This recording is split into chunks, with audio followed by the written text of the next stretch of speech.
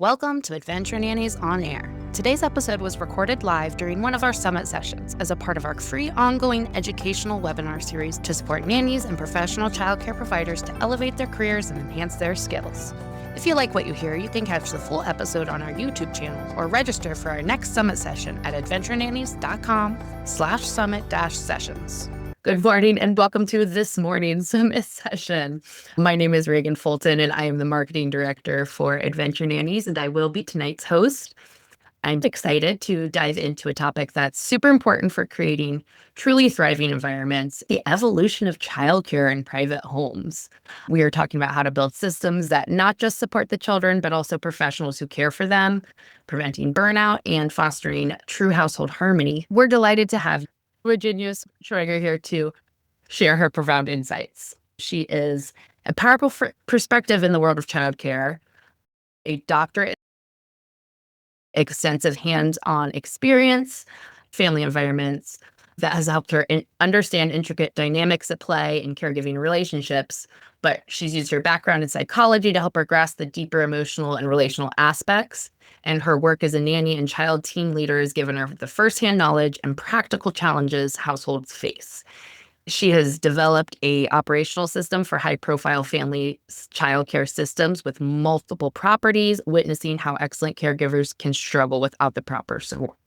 So with her work with her company, Cultivated Care, Virginia is dedicated to bridging the gap simply between having a great staff and creating truly functional childcare systems where everyone thrives.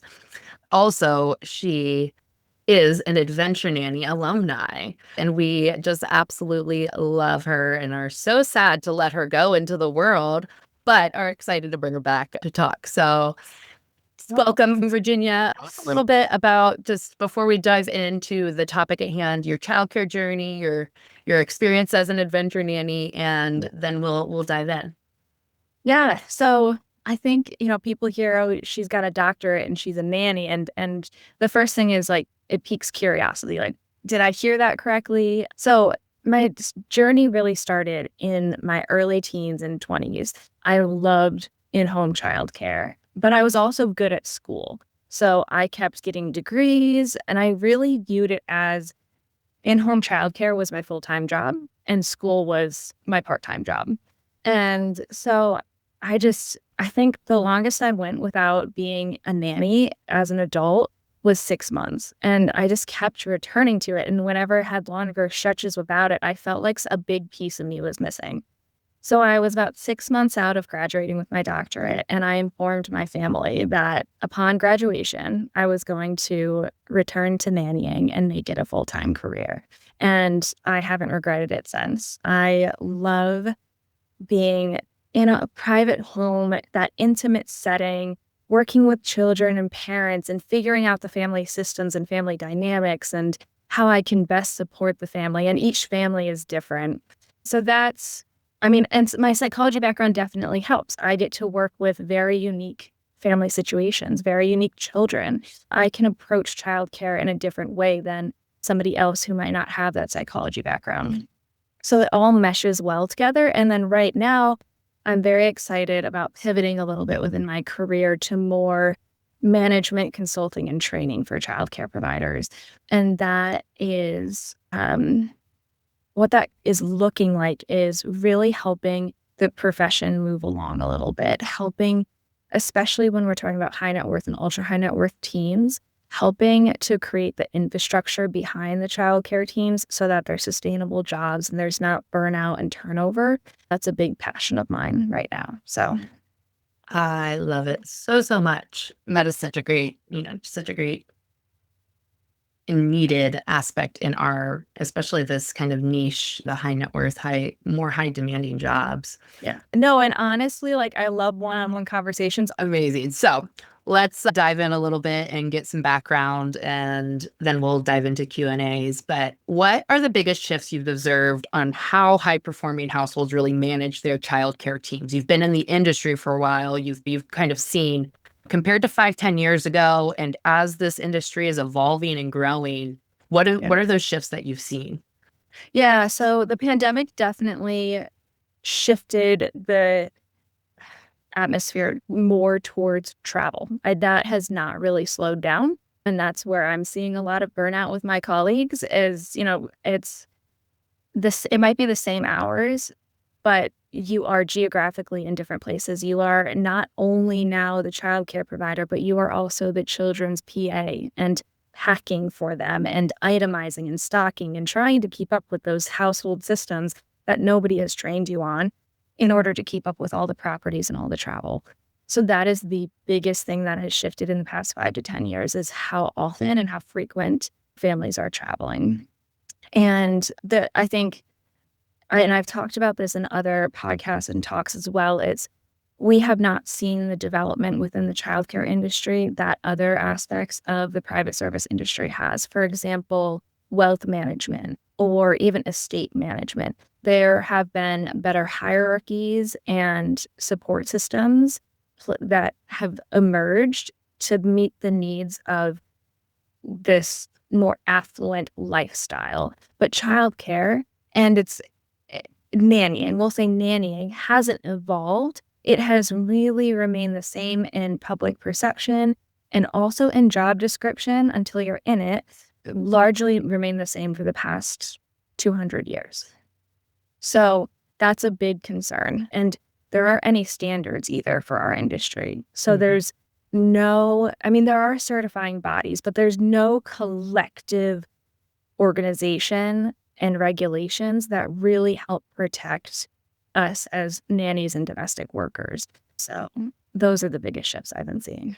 That's really interesting, and I don't mean to derail. So hopefully this is a good observation. But when you were talking about the way that the families are traveling more, I'm curious if it has to do with the generational change in the way families are moving away and parents are moving away from the children should be, kind of left at home, not, not be seen, children should be seen and not heard, and kind of that mindset, moving away from that. I think of even Sound of Music and the Von Trapps, and he's going off and traveling and going to meet, but she's at home with the kids. I'm curious if a shift in kind of family dynamics and the new generation of parents and wanting to be with their children more and having more informed, of child development and psychology and how it affects children to not, I'm curious if you've seen that kind of shift and if that influences how much nannies are expected to travel with the families now.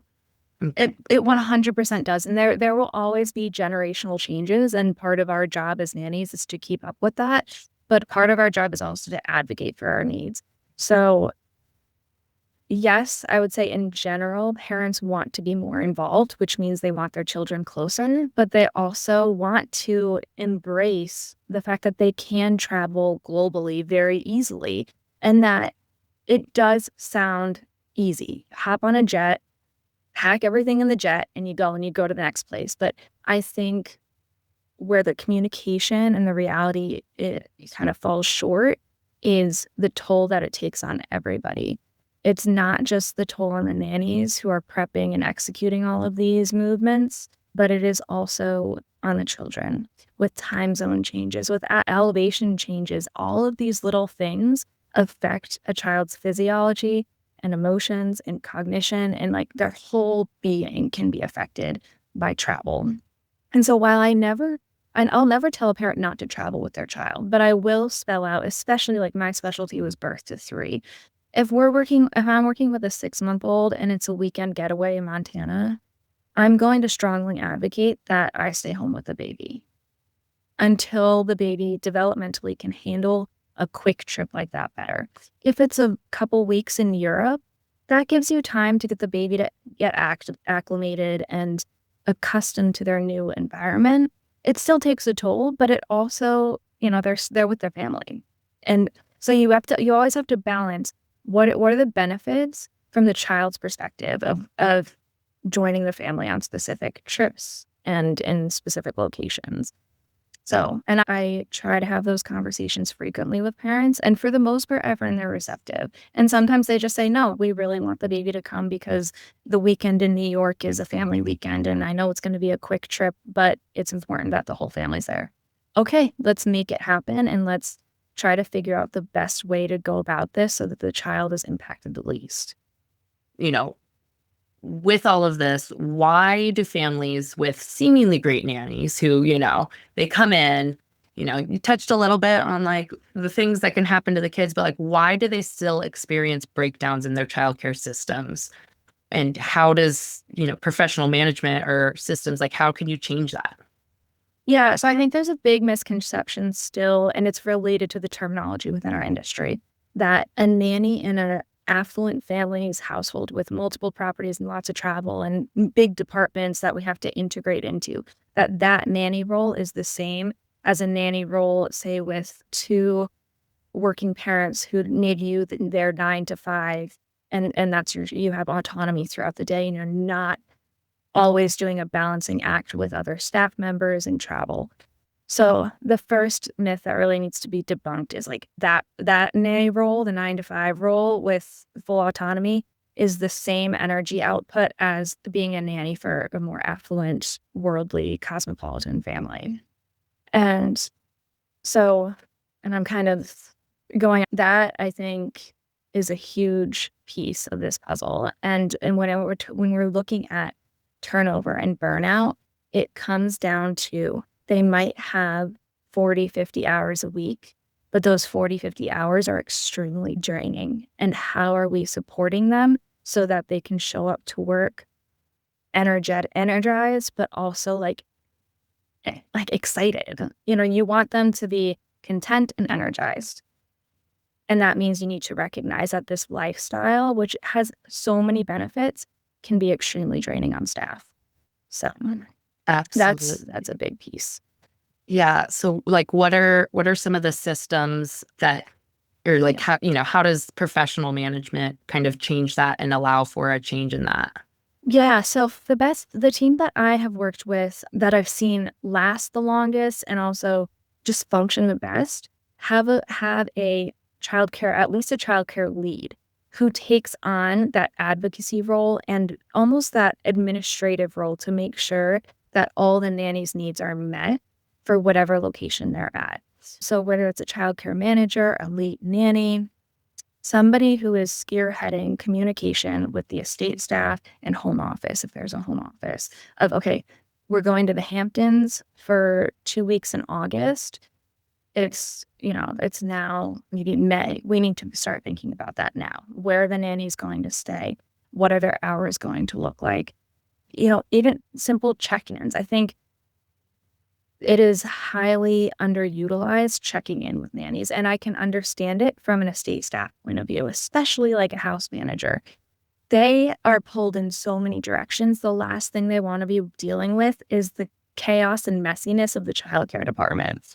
And so I'm just encouraging a lot of families, think about having a childcare manager who really likes working with that atmosphere. Children are always developing and always changing, which means you need to be proactive in how you're not only caring for the children, but how you're helping the childcare providers sustain their energy. What happens if a nanny gets sick? Do you have backup, like on-call protocols? It is by having simple protocols and procedures and systems in place, you are taking a huge weight off of your childcare staff because everybody knows the expectations, everybody knows how they're supported, and also they know where the boundaries are within a home office and an estate staff. They're just giving them more knowledge and more power to have a say in their atmosphere and what's going on is crucial. And that happens with management. I love the idea of the lead nanny role and kind of that childcare manager role. And especially, I see that being such a great path for nannies who really love and don't want to stop working with children, who still want to be in the trenches, like you, obviously, want to be in the trenches every day, but also have more, I don't want to say more to offer in a way that, that those 9 to 5 nannies aren't offering something, it's that something different to offer and something dynamic and want some diversity in their day and want to utilize a different part of their brain in their work. I really love the idea of going that, because a lot of nannies just want to feel like they need to leave because they need to grow, but when you have somebody who gives more oversight for a childcare team, that person becomes much more intimately connected with the childcare providers, which means they get to see everyone's strengths and everyone's areas of growth. And that is just, it's validating, but it also provides the space for that professional development. And that creates contentment within a job. A lot of nannies and childcare providers want to feel like they're growing and ever evolving. And recognizing you can provide that within a role, within a private home is really critical to their success, long-term and short-term. I love that. Scope is a huge one. So we talked about burnout. Another piece is scope. I mentioned earlier that nannies, especially with larger estates and larger family offices, there's a big scope creep. So you're no longer just doing childcare. You are also, more of a PA house manager person as well, where you are, ordering things. So that means you're in charge of budgeting, you're doing vendor coordinating with tutors and, recreational activities, and you're doing calendar management. All of those things are well beyond the scope of a traditional nanny. And so what I find when childcare providers get in a role and those things were not listed in their job description, or they were, but they didn't realize how much time and energy would be going to those things, that becomes an issue. Because again, we're talking about sustainability and really, like, what does one person have the ability to do long term? And unfortunately, yes, it's not great right now. As I'll have them bring in job descriptions. I'm like, okay, what do you see in this job description? And I'm going to tell you what I see. And when you're in a negotiation, you really need to advocate for a clearly defined scope, because that gives you more buying power later on. If there is scope creep, you can ask for raise. You can tell them honestly, you can say, no, I do not have it in, like, I cannot add this to my list of things that I have to do because I will burn out. Let's hire someone else. Yeah. Exactly. So it really, like, I always encourage, when you are considering changing jobs or even having a conversation with your employer about your current role, have data. What I like to take a job description and try to map out, okay, direct childcare is maybe 80%. Okay, so we're talking like at a 40-hour work week, at least 30 hours is going directly to childcare. Okay, what are all these other things that are listed, and how much time are you thinking it's going to take? And this, from my personal experience, I know how long it's going to take, which means my 40-hour a week job just went to 60 plus. Mm-hmm. That's a great tip. I love that. Just like estimating all of those other things that aren't, because people, you think you've got 40 hours, but no, if you're really engaging with the children the way that you're being paid to, you don't have time to also sit and do the packing list and do the grocery list and things at the same time. You have to have that time dedicated. So right. And then it does become this mental game. And for me, honestly, every job I've been in, two things have exhausted me the most, and it was never the children. It was engaging professionally with the parents, and then it was also all the other duties that go along with nannying and childcare. And so just be aware, I think, when going into more complex homes, that no matter how well structured they are, you're going to have an energetic drain by balancing everything, by balancing professional communication with culinary, security, housekeeping. It takes a lot of mental shifting throughout the day. Your attention is almost never going to be 100% on the children unless you protect that time and that space within your contract. That's amazing. And that was the only other thing I wanted, is like, yes, the job description, but also make sure that scope is really hammered down in your contract. Yes. Make sure you read the final version before you sign it all the way through. Yeah. That is one thing I've seen, people try to sneak things in and be like, I didn't know this was in my contract. I didn't know that I signed something that said I would do this. Like, read that final version before you sign it every time. Right. And I mean, you can always get a free legal consultation, but honestly, The first thing you should be doing in the 21st century today is taking your contract and like in a secure AI format, but run it through AI. Ask AI, okay, I'm expecting this out of this role. This is what the contract says. Can you see any discrepancies? And AI is going to point it out right away. And so it's just use your resources and really take the time to do this research ahead of time so that in 6 months, you're not in a pickle. That is a great tip. And I'm going to take your disclaimer about a secure AI one step Yes. farther and say, make sure that when you are putting the contract in, you are putting a redacted version of the Yes. contract that does not have any family information. Very true. Yours as well. I mean, that's if you want to protect your own information, but more importantly, I think, is making sure you're not putting the family's information in there. Yeah. Yeah. I love that tip, but I just want to like just add that to the really, really hone in on that. Like copy and paste the pieces that you might be concerned about, but make sure you're protecting everybody's confidentiality. Absolutely.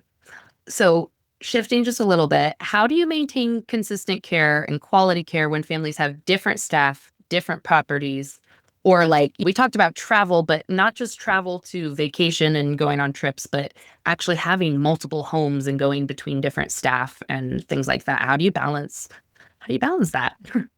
Yeah, I think, and this goes directly, right from the last conversation we had about you are no longer just a childcare provider. As somebody who is taking care of a child, your main job is their security, safety, and trying to help them thrive, which means when you're transitioning properties, your job is trying to make a space that is consistent with the last place and developmentally appropriate. So in my last job, my favorite thing, I kind of became the operational lead for our team. I would advance the family. I loved going ahead a week in advance or even months in advance. We'd start the process and I'd fly out to the next location and I would scope it out. Okay, we've got a budding toddler. We've got some elementary kids. What do their spaces need? And, how are we stocking? Are we duplicating, their material or are we packing? So really thinking through those processes. But again, like that is something I signed up to do. And I advocated for myself, like, this is a strength of mine. I'd love to do it. Can I take on this project? Yes. And understanding like it means I'm going to be gone for a week and not providing childcare. And we had a large childcare team. So thankfully, we had the staff to figure out movements like that. I think a lot of times you don't have the staff to figure that out. So what's happening is you're relying on EAs and PAs and house managers who don't have a childcare background to try to figure these things out. Yeah, I remember walking in to a location and we were using a Montessori day bed or like a little floor bed for the infant and for the toddler. And the estate manager, we had them order the bed. This picture went viral, but they put a mattress on top of the floor bed. So the mattress was like 2 feet off the ground when so essentially they didn't order the right bed. But I'm like, how did anybody think that was going to work? Like, why would you have a piece of plywood on the floor and then a mattress on top and expect a baby to sleep in it? But so it's just when you don't have people who know children, know their developmental needs, and you're expecting them to set up these places, you're going to come across issues. It's a guarantee. So my biggest thing when I talk to parents and, estate, staff who have the resources to beef up their childcare team a little bit, or even do trainings for their house manager on, okay, let's have a meeting to discuss what the developmental concerns are and how we're going to address it at this property. But I think it's never underestimate collaboration, communication, and then seeking out an expert consultant or somebody who has the knowledge in order to pull these transitions off appropriately for children. Absolutely. I think that's outsourcing and finding an expert. And honestly, when you're working with families who can afford it, and I think that's something that I've heard from very wealthy people who are telling about how do they maintain their lifestyle and all the busyness and everything. And I hear over and over again, well, I outsource. I hire people who are good at that thing rather than trying to do it all. And I think that a childcare professional can say that if even if setting up the rooms aren't your expertise, that's not your thing, say, okay, we need to, before we go to the new house, we need to Yeah, hire an organizer or somebody to go out and exactly. do it. Yeah, that I is think good. it's clearly communicating what the children's needs are. That's the first step. And that is your job as a childcare provider. If you get into a family, you've gone on a couple trips and you're realizing there are significant issues with the transitions, that is affecting the children. Even if you don't see it directly affecting them, it's affecting you. You're more stressed, which means you're not going to be providing the best childcare you can. So you need to be advocating essentially in a roundabout way for the children, for these transitions to be smoother, meaning outsourcing, meaning having a team member go out ahead and freeing other team members up to take on the childcare portion while they're gone. Yeah, it gets messy. It does. And, I think that the mm, trickiest part of this career for any nanny, but especially in these types of systems, is balancing these professional systems, relationships, advocating on a professional level, but also there is no way to escape the intimate family relationships that happen when you are a nanny. Often it happens with the principals too, but even if it doesn't, you're going to create a bond with those children that is deeper than a professional type of, no one outside of, I feel like nannies all get it. We know what we're talking about, but it's hard to explain that it is, you have to do it with love to do it well. So how do you balance that advocacy in the professional systems with that deep love and connection that make these childcare relationships so special? How do you balance that? Yeah, I'm taking a deep breath because I think it gets harder the more that's expected of you. Meaning, again, kind of comparing where I started with childcare, babysitting and in-home nannying for working parents who come home at the end of the day and they're like, bye, and they're gonna, it's just more autonomy and versus being that care provider who has that multiple hats on, who has to figure out these transitions, who has to figure out how to diplomatically communicate with other departments and figure out how to not overstep, in terms of just how you communicate and who you communicate to. So for me, when I'm working with children, I try as much as I can to separate the operational components of my job from my mind when I'm with the children. If the parents are around, if the children are distracted, I might take it as an opportunity to look at my packing list. I specialize in infants and toddlers, so I would heavily utilize nap time. And people would think, oh, she's, in the den just relaxing. Like, no, I'm on the computer planning out how we're going to make this.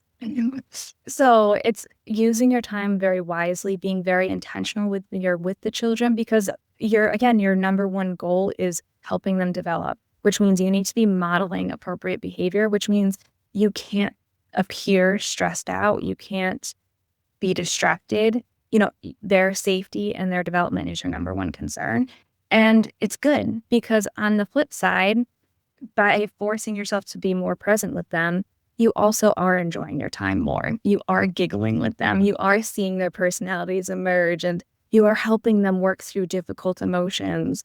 But again, it's a balancing act. And that's why I find at the end of a 10, 12-hour shift, I am done. Like I have been doing that balancing act of being a great childcare provider, enjoying their presence, helping them through whatever they're going through with figuring out how to support them in their lifestyle and in the family dynamics. So yeah, it gets exponentially harder. And I think we need to be very transparent about that when we are talking to nannies who are interested in working in more complex home settings. I love that. That is such an excellent tip. But No. you talked about, when you're done at the end of that 12-hour day being done, do you have any tips or what do you do for refilling and outside of the career? I'm curious, especially with your experience in these more complex homes, is there anything that you can give as advice for how to refill that cup and on your off time kind of reset? Yeah, I think for me, I mean, one of the reasons I loved psychology was because honestly, it wasn't so much helping others, but it was also helping me figure out who I was and how I operated and operate. And so I know I am an introvert. I think sometimes people are surprised because I can be very sociable and I can make it through a 12-hour day and socialize the whole time. But what that means is my days off, I am pretty much spending them alone. And it's a necessity for me, especially when I'm in a high demand, high profile job. And it can be very hard, and for me, that's also a burnout factor. If I am giving 100% of my social energy to work, and I don't feel like I have any social energy left to give to my family, to give to my friends, to give to my other passions, tennis. I love I'm creating a training curriculum right now, and I'm working with a team of branding partner, and I love projects. If I don't have the energy, at least some energy to also engage in those things, then I know the job isn't going to be sustainable. And I have taken jobs where I know that's going to be a risk, and most likely I will hit a point where I need to isolate myself more on my time off. But I go into that knowing myself and knowing that I will have to have remediations so that I can sustain the job. So I think it is knowing yourself, knowing how your energy is affected, knowing what other priorities are in your life. It's one thing to have career aspirations and to love traveling, and especially with adventure nannies. Like a lot of people come to it because they want to travel and see the world. Okay, that's great.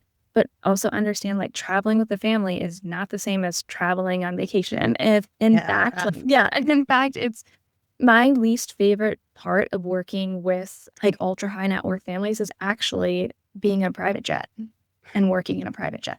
And I would tell that to my brothers and they're like, "Do you hear yourself? Do you hear what you're saying?" I'm like, "No, I do." They don't like the private jets.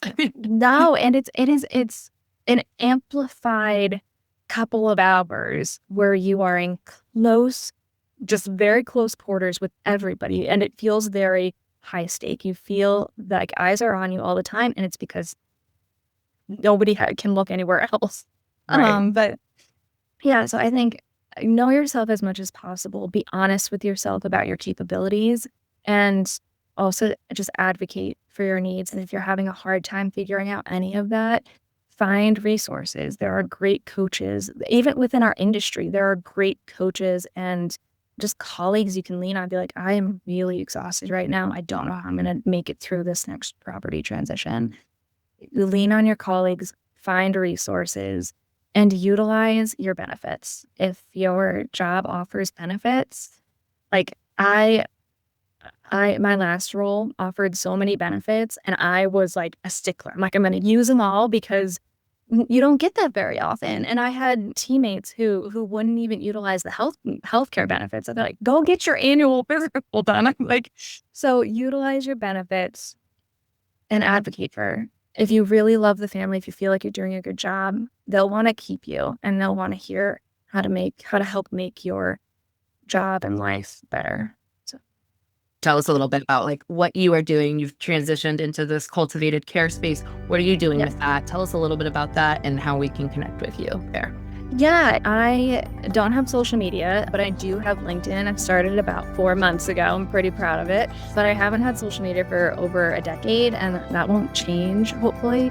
But you can connect with me on LinkedIn. My website is cultivated-care.com, and that you can utilize that to do a free coaching session with me. You can just pop yourself in my calendar.